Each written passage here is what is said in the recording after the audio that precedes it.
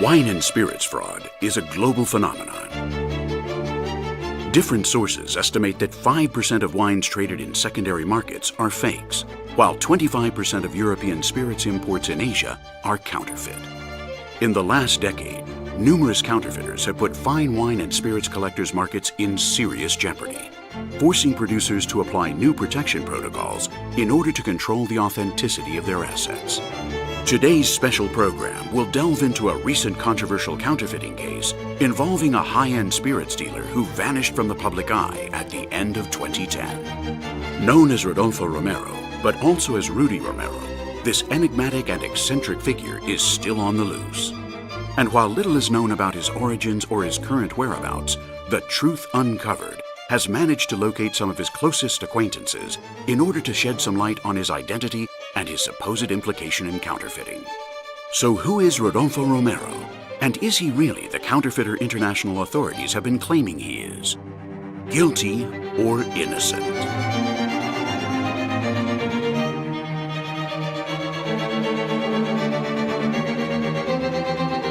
Rudy was outgoing.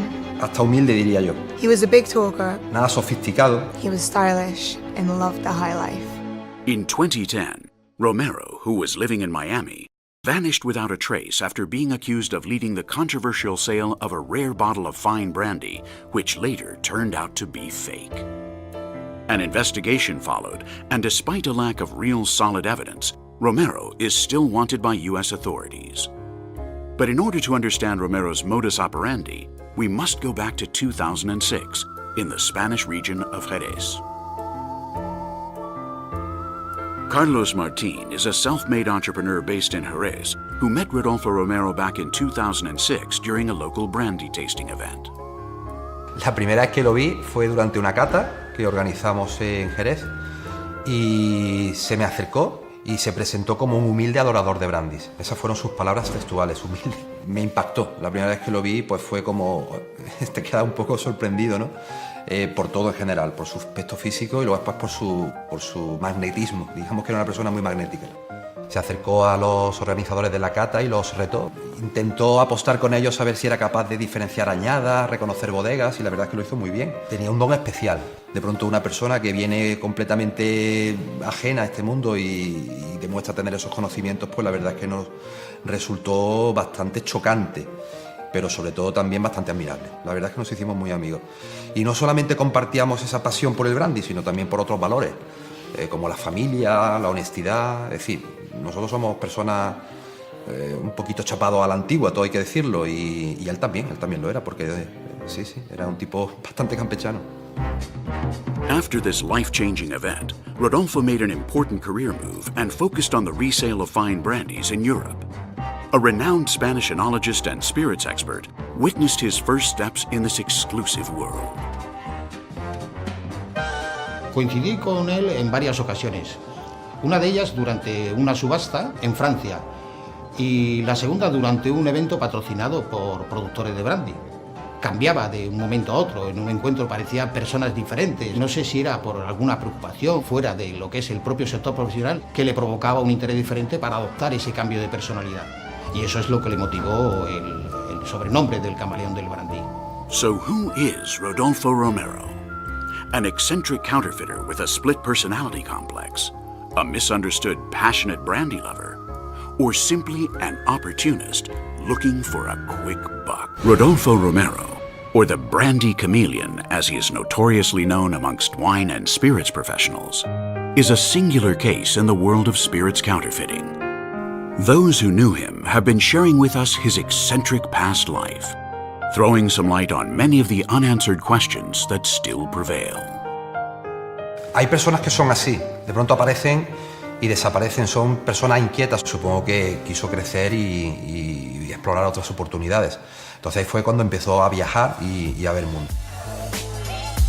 After a 4-month journey around the world, Rodolfo decided to settle down in New York. By then, Rodolfo had become a very different man with very peculiar creative concerns. I first met Rodolfo in 2007 in New York.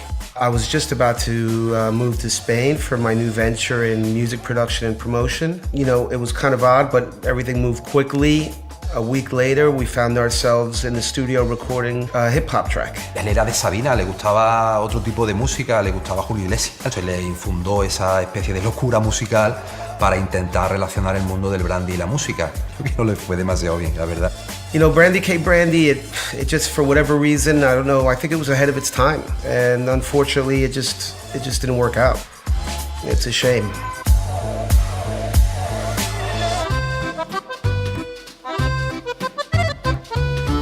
Sí, se marchó a Holanda a conocer a un coleccionista que tenía una colección con los licores más antiguos del planeta. Y parece ser que entre ellas tenía la famosa botella de Napoleón que adquirió Rodolfo. Se fue a Miami y ahí empezaron a llamarlo Rudy. De hecho, cuando él me llamaba por teléfono, hablábamos, insistían que lo llamara Rudy y no Rodolfo. We met at the Fontainebleau in Miami Beach. He was gorgeous, charming, and made the best cocktails in town. He was very popular, and everyone called him El Rudy. He never even mentioned once that his real name was Rodolfo. He was very much involved in Miami's nightlife and loved to play the perfect host at parties and gatherings, so his special brandy cocktails were only made by him and on special occasions. His real job was dealing in resale and distribution of fine spirits for rich collectors. He danced bachata like a pro. At first I thought he was Cuban. Suddenly, money started to flow, and Rudy's efforts finally paid off. Business was booming. Rudy was trying to elaborate the perfect brandy, and while he tried and tried countless times, he failed. Believe me, he never ever counterfeited anything. He felt too much respect for the brandies, and as a spirits connoisseur, he hardly accepted anything that wasn't authentic. But 2010 proved to be a pivotal year as numerous counterfeit cases shook the world of wines and spirits. Scammed billionaires were forced to reassess their wine and spirits collections, leading to the discovery of a fake bottle of brandy supposedly sold by or through Romero a year earlier. Once the accusations spread, Rodolfo vanished without a trace, leaving his beloved wife-to-be, Sophie, on her own. We were about to get married, and he left. I never saw him again.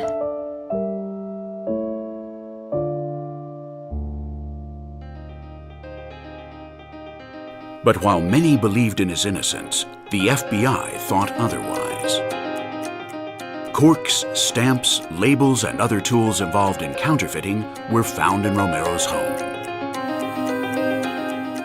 Since then, many claim he's been seen in different countries using different names and identities, as a member of a famous bikers and brandy club in Australia, or as a high society regular in London.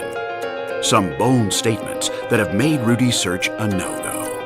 But this year, an unexpected turn of events has finally revealed Rodolfo Romero's whereabouts.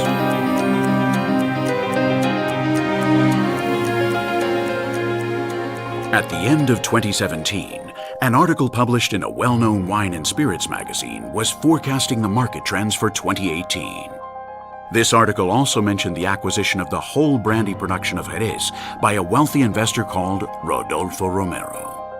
After years of silence and fraud accusations still prevailing, Romero seems to be back where he started.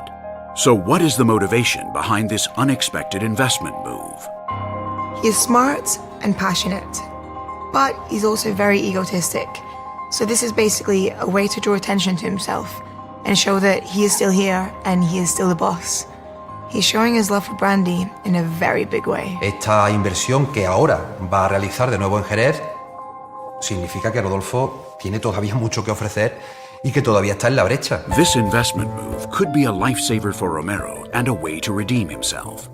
But this also may well be his last public appearance, as he could get arrested before he reaches Jerez. So this leads us to our basic initial question. Is he guilty or innocent? Believe me, he never ever counterfeited anything.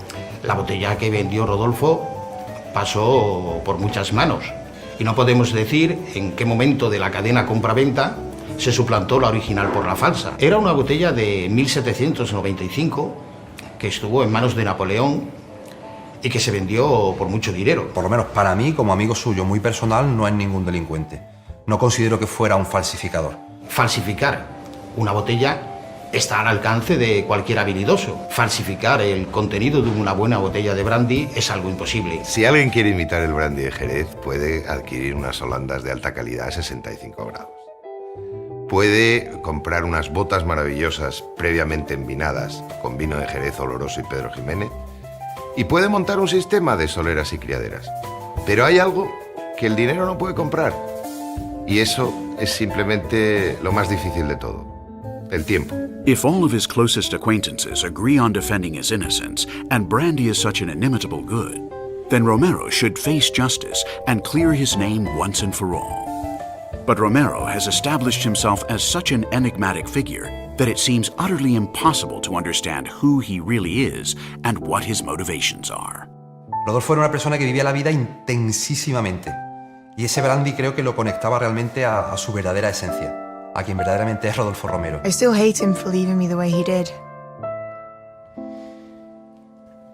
But there is one thing that you all need to understand, is that Rudy had impossible dreams. He wanted to create the perfect brandy. The only problem being is that the perfect brandy already existed, and he knew it. All these years of ups and downs, success and failures proved to him that perfection was closer than he thought. He said himself, you can't fake something that good.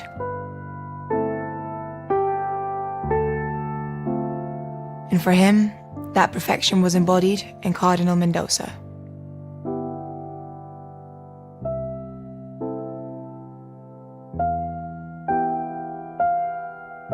Rodolfo Romero, Rudy, the man of 1,000 faces, will soon be back.